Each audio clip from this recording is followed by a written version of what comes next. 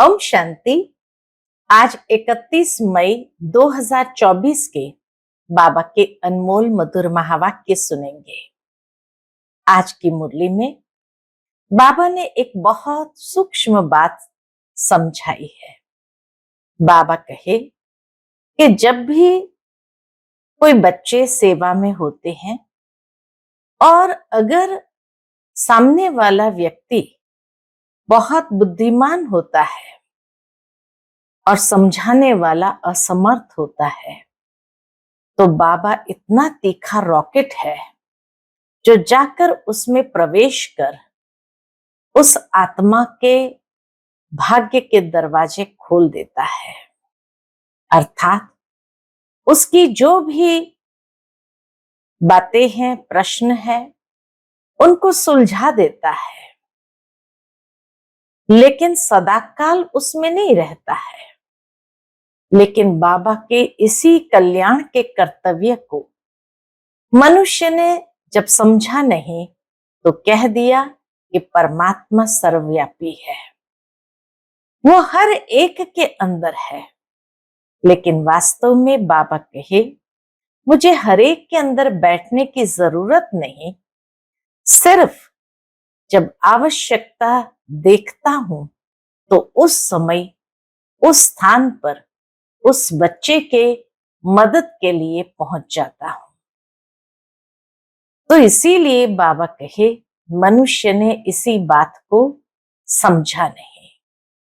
साथ ही साथ आज बाबा ने फूलों का बगीचा और कांटों का जंगल, बाबा कहे जिस तरह बगीचे में जाते हैं तो कोई संपूर्ण खिला हुआ फूल होता है, कोई खिल रहा होता है, कली होता है, और कोई तो मुखड़ी होती है, लेकिन दूसरी ओर कांटों का जंगल है। तो सतयुग को फूलों का बगीचा कहेंगे, कलयुग को कांटों का जंगल कहेंगे। सबसे बड़ा कांटा है देह अभिमान का।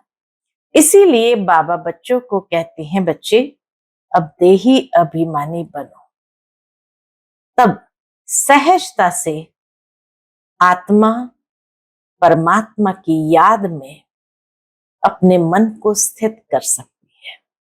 सुनते हैं आज के बाबा के अनमोल मधुर महावाक्य। ओम शांति। मीठे बच्चे, बाप आए हैं कांटों को फूल बनाने। सबसे बड़ा कांटा है देह अभिमान, इससे ही सब विकार आते हैं, इसलिए देही अभिमानी बनो।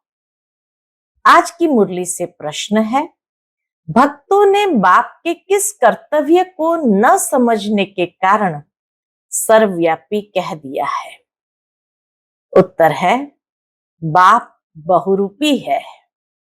जहां आवश्यकता होती सेकंड में किसी भी बच्चे में प्रवेश कर सामने वाली आत्मा का कल्याण कर देते हैं, भक्तों को साक्षात्कार करा देते हैं। वह सर्वव्यापी नहीं, लेकिन बहुत तीखा रॉकेट है। बाप को आने जाने में देरी नहीं लगती। इस बात को न समझने के कारण भक्त लोग सर्वव्यापी कह देते हैं। ओम शांति। यह है छोटा सा गुलशन। संगम युग पर यह है छोटा सा गुलशन, ह्यूमन गुलशन। बगीचे में तुम जाओ तो उसमें पुराने झाड़ भी होते हैं, किस्म किस्म के। कहाँ मुखड़ियां भी होती है, कहाँ आधी खिली हुई मुखड़ियां होती है। यह भी बगीचा है ना। अब यह तो बच्चे जानते हैं, यहाँ आते हैं कांटों से फूल बनने। श्रीमत से हम कांटे से फूल बन रहे हैं। कांटे जंगल के हैं, फूल बगीचे में होते हैं। बगीचा है स्वर्ग, जंगल है नरक। बाप भी समझाते हैं, यह है पतित कांटों का जंगल और वह है फूलों का बगीचा। स्वर्ग है फूलों का बगीचा। फूलों का बगीचा था, वह अभी फिर कांटों का जंगल बना है। देह अभिमान है सबसे बड़ा कांटा। उसके बाद फिर सब विकार आते हैं। वहां तो तुम देही अभिमानी रहते हो, आत्मा में ज्ञान रहता है। अभी हमारी आयु पूरी होती है, अब हम ये पुराना शरीर छोड़ दूसरा जाकर लेंगे। साक्षात्कार होता है, हम गर्भ महल में जाकर विराजमान होंगे, फिर मुखड़ी बनकर मुखड़ी से फूल बनेंगे। यह आत्मा को ज्ञान है। सृष्टि चक्र कैसे फिरता है ये ज्ञान नहीं है। सतयुग में खाली आत्मा का थोड़ा सा ज्ञान है कि अब यह शरीर छोड़ दूसरा जाकर लेंगे। बाकी सृष्टि चक्र कैसे फिरता है यह ज्ञान नहीं है। सिर्फ यह ज्ञान रहता है कि यह शरीर पुराना है, इसको अब बदलना है। अंदर में खुशी रहती है। कलयुगी दुनिया की कोई भी रस्म, बाबा कहे कलयुगी दुनिया की कोई भी रस्म आदि वहां होती नहीं। यहां होती है लोक लाज कुल की मर्यादा। फर्क है ना। वहां की मर्यादा को सत्य मर्यादा कहा जाता है। सतयुग की मर्यादा सत्य मर्यादा है, यहां तो है असत्य मर्यादा। सृष्टि तो है ना, बाप आते ही है जबकि आसुरी संप्रदाय है। उसमें ही दैवी संप्रदाय की जब स्थापना हो जाती है तब विनाश होता है। तो जरूर आसुरी संप्रदाय है, उसमें ही दैवी गुण वाली संप्रदाय स्थापन हो रही है। यह भी समझाया है योग बल से तुम्हारे जन्म जन्मांतर के पाप नष्ट होते हैं। इस जन्म में भी जो पाप किए हैं वह भी बताने पड़े। योग बल से जन्म जन्मांतर के पाप नष्ट होते हैं, बाकी सत्यता से बाबा को बताने भी पड़े। उसमें भी खास है विकार की बात। याद में है बल। बाप है सर्वशक्तिमान। तुम जानते हो जो सर्व का बाप है उनके साथ योग लगाने से पाप भस्म होते हैं। यह लक्ष्मी नारायण सर्वशक्तिमान है ना, सारी सृष्टि पर इनका राज्य है। वह है ही नई दुनिया, हर चीज नई। अब तो जमीन ही कलराठी हो गई है। अभी तुम बच्चे नई दुनिया के मालिक बनते हो तो इतनी खुशी रहनी चाहिए। जो मालिक बनता है उनको तो कितनी खुशी रहनी चाहिए। जैसे स्टूडेंट वैसी खुशी भी जास्ती होगी। तुम्हारी यह है ऊंचते ऊंच यूनिवर्सिटी, ऊंचते ऊंच पढ़ाने वाला है। बच्चे पढ़ते भी है ऊंचते ऊंच बनने के लिए।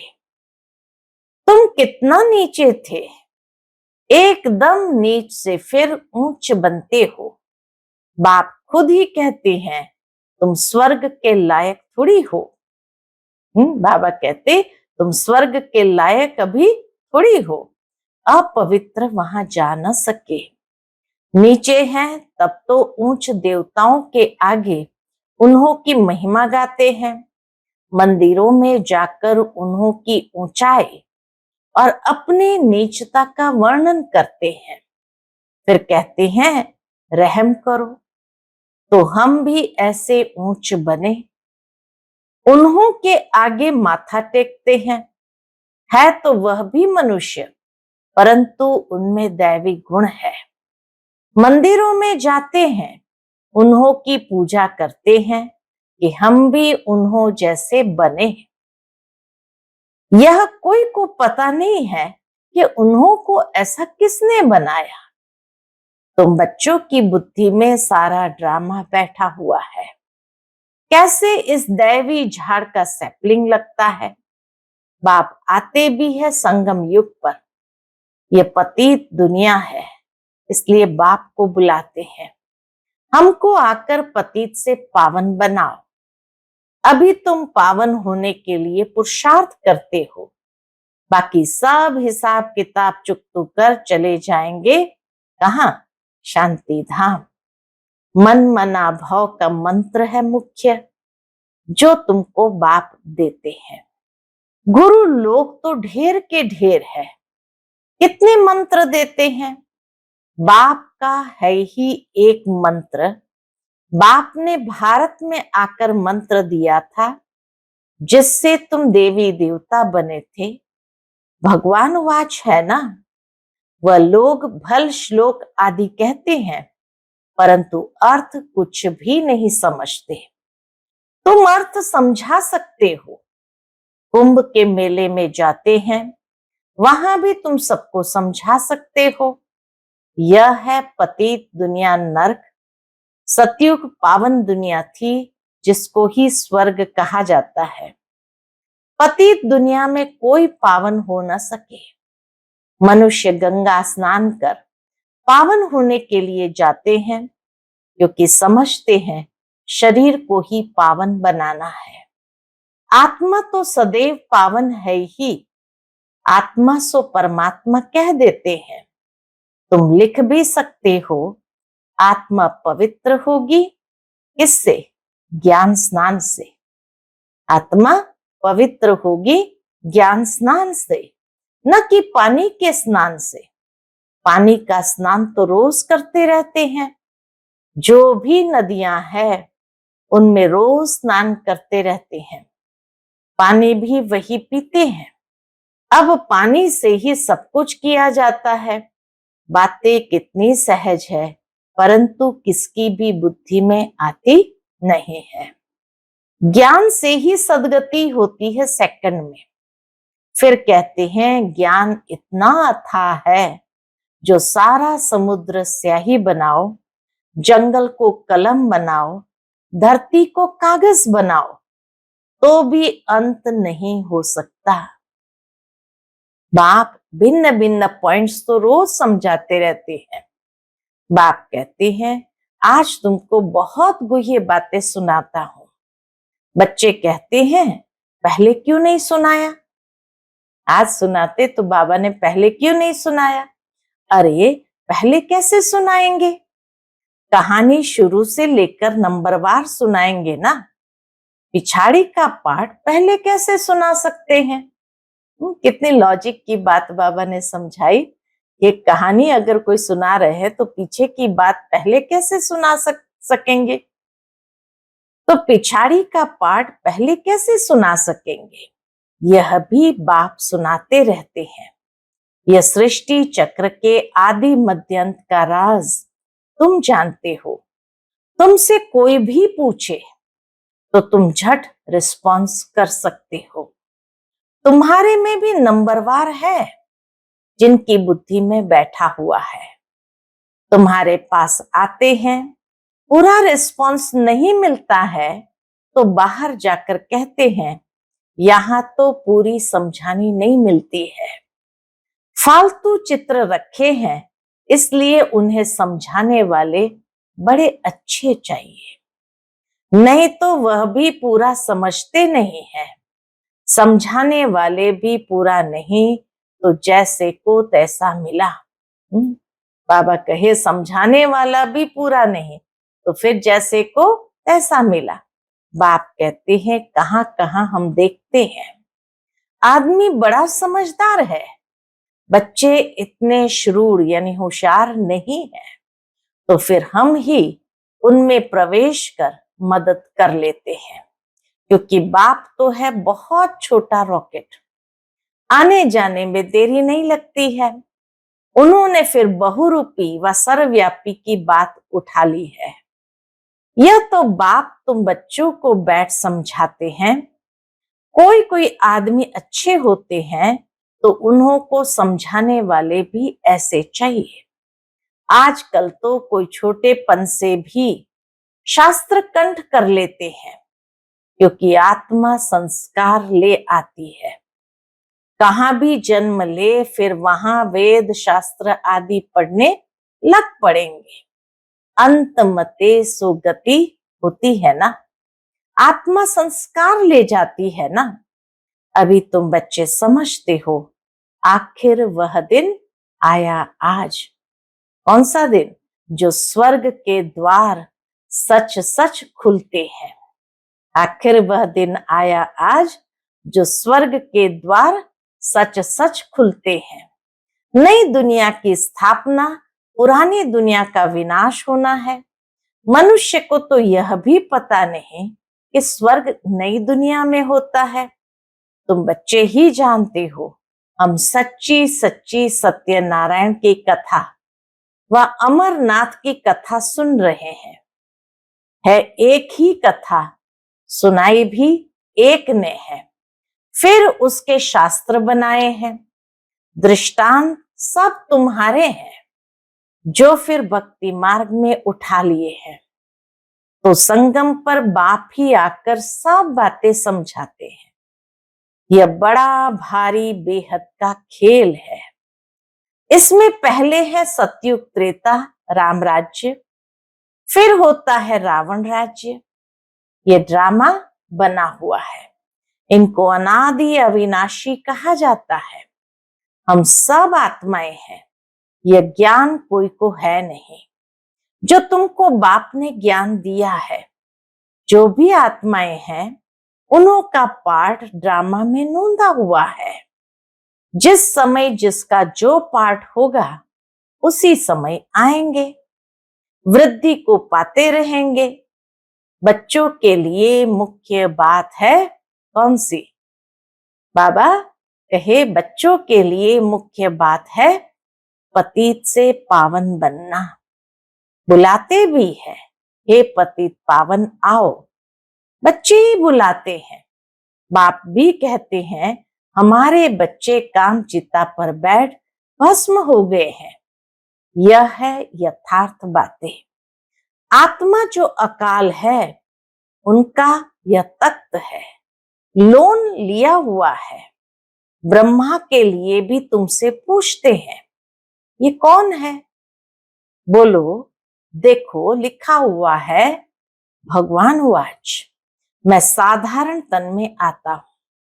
गीता में ये लिखा हुआ है कि मैं साधारण तन में आता हूं। वह सजा हुआ श्री कृष्ण ही 84 जन्म ले साधारण बनता है। साधारण ही फिर वह श्री कृष्ण बनता है। नीचे तपस्या कर रहे हैं, जानते हैं हम यह बनने वाले हैं।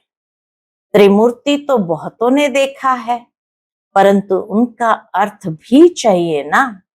स्थापना जो करते हैं, फिर पालना भी वही करेंगे। स्थापना के समय का नाम रूप देश काल अलग, पालना का नाम रूप देश काल अलग है। यह बातें समझाने में तो बड़ी सहज है। यह नीचे तपस्या कर रहे हैं, झाड़ में नीचे तपस्या कर रहे हैं, फिर यह बनने वाले हैं। यही 84 जन्म ले यह बनते हैं। कितना सहज ज्ञान है सेकंड का। बुद्धि में यह ज्ञान है, हम यह देवता बनते हैं। 84 जन्म भी इन देवताओं को ही लेने हैं। और कोई लेते हैं क्या? नहीं। 84 का राज भी बच्चों को समझा दिया है। देवताएं ही है जो पहले पहले आते हैं। खिलौना होता है ना मछलियों का, मछली ऐसे नीचे आती है, फिर ऊपर चढ़ती है, वह भी जैसे सीढ़ी है। भ्रमरी, कछुए आदि के भी जो मिसाल दिए जाते हैं, वह सब इस समय के हैं। भ्रमरी में भी देखो कितना अकल है। मनुष्य अपने को बहुत अक्लमंद समझते हैं, परंतु बाप कहते भ्रमरी जितना भी अकल नहीं है। सर्प पुरानी खाल छोड़कर नई ले लेते हैं। बच्चों को कितना समझदार बनाया जाता है। एक एक उदाहरण देते हुए बाबा हम बच्चों को कितना समझदार बनाते हैं। समझदार और लायक, खाली समझदार नहीं बनाते, लेकिन लायक भी बनाते हैं। तो बाबा कहे समझदार और लायक। आत्मा अपवित्र होने के कारण लायक नहीं है, तो उनको पवित्र बनाए लायक बनाया जाता है। वह है ही लायक दुनिया। यह तो एक बाप का ही काम है जो इस सारी सृष्टि को हेल से हेवन बनाते हैं। हेवन क्या होता है यह मनुष्य को पता नहीं है। हेवन कहा जाता है देवी देवताओं की राजधानी को। सतयुग में है देवी देवताओं का राज्य। तुम समझते हो सतयुग नई दुनिया में हम ही राज्य भाग्य करते थे। 84 जन्म भी हमने ही लिया होगा। 84 जन्म भी हमने लिया होगा। कितने बार राज्य लिया है और फिर गंवाया है यह भी तुम जानते हो। राम मत से तुमने राज्य लिया है, रावण मत से राज्य गंवाया है। अभी फिर ऊपर चढ़ने के लिए तुमको राम मत मिलती है, गिरने लिए नहीं मिलती है। समझाते तो बहुत अच्छी तरह से हैं बाबा, समझाते तो बहुत अच्छी तरह से हैं, परंतु भक्ति मार्ग की बुद्धि बड़ी मुश्किल चेंज होती है। भक्ति मार्ग का शो बहुत है, वह है दुबन दलदल, एकदम गले तक उसमें डूब पड़ते हैं। जब सभी का अंत होता है तब मैं आता हूं, सभी को ज्ञान से पार ले जाता हूं। मैं आकर इन बच्चों द्वारा कार्य कराता हूं। बाबा आकर हम बच्चों द्वारा सारा कार्य कराते हैं। बाबा के साथ सर्विस करने वाले तुम ब्राह्मण ही हो जिनको खुदाई खिदमतगार कहा जाता है। यह सबसे अच्छे ते अच्छी खिदमत है। बच्चों को श्रीमत मिलती है, ऐसे ऐसे करो, फिर उनसे छांट कर निकलेंगे। बच्चे करते जाते फिर उनमें से छांट कर निकलेंगे। यह भी नई बात नहीं है। कल्प पहले भी जितने देवी देवता निकले थे वही निकलेंगे। ड्रामा में नूंद है, तुमको सिर्फ पैगाम पहुंचाना है बहुत सहज। तुम जानते हो भगवान आते ही है कल्प के संगम पर, जबकि भक्ति फुल फोर्स में है। बाप आकर सबको ले जाते हैं।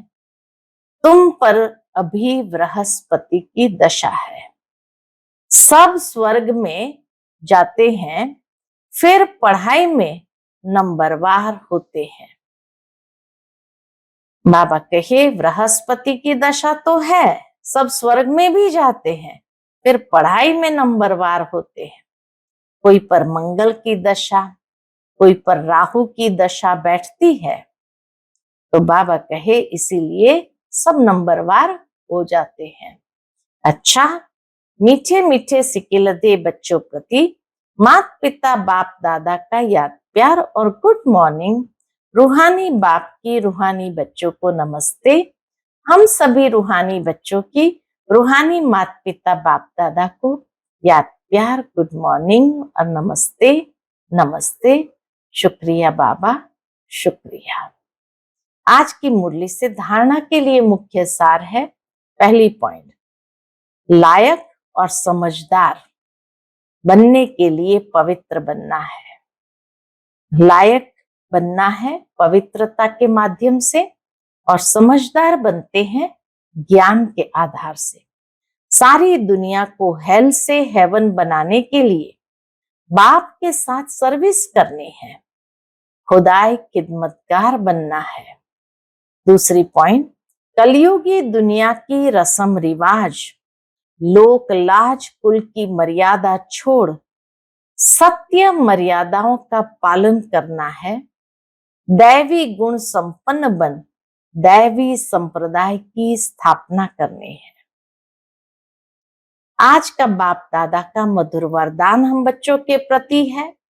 अपवित्रता का अंश, आलस्य और अलबेलेपन का त्याग करने वाले संपूर्ण निर्विकारी भव। अपवित्रता का अंश, आलस्य और अलबेलापन का त्याग करने वाले संपूर्ण निर्विकारी भव। आज बाबा ने आलस और अलबेलेपन को भी अपवित्रता का अंश ही कहा, तो उसको त्याग करने वाले भी संपूर्ण निर्विकारी बन जाते हैं। दिनचर्या के कोई भी कर्म में नीचे ऊपर होना, आलस्य में आना या अलबेला होना, ये विकार का अंश है, जिसका प्रभाव पूजनीय बनने पर पड़ता है। यदि आप अमृत वेले स्वयं को जागृत स्थिति में अनुभव नहीं करते, मजबूरी से व सुस्ती से बैठते हो, तो पुजारी भी मजबूरी व सुस्ती से पूजा करेंगे। तो आलस्य व अलबेलापन का भी त्याग कर दो, तब संपूर्ण निर्विकारी बन सकेंगे। आज का स्लोगन है, सेवा भले करो लेकिन व्यर्थ खर्च नहीं करो। सेवा भले करो लेकिन व्यर्थ खर्च नहीं करो। अच्छा, ओम शांति।